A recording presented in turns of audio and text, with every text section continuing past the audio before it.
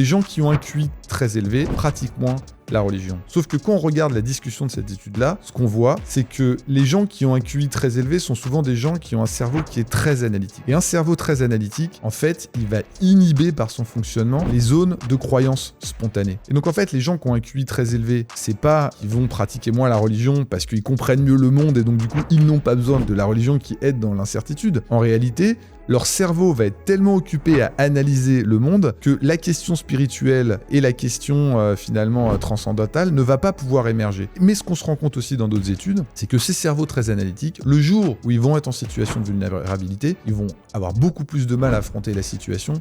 que les gens effectivement qui sont moins analytiques et qui ont donc des QI moins élevés. Et ils vont avoir beaucoup plus de rumination et beaucoup plus de vide existentiel. Donc le message adressé, c'est que les gens qui sont très intelligents et très analytiques, au lieu de faire les malins et de mépriser les gens qui sont plus religieux, il ferait mieux de laisser un peu de place dans leur cerveau à autre chose que l'analyse, à laisser émerger la réflexion spirituelle et le sens, car comme tout le monde partage la condition humaine, ils vont être amenés en situation de vulnérabilité et là, ils seront contents d'avoir laissé un peu de place à ces réflexions qui portent sur le sens, sur la spiritualité et sur notre vulnérabilité.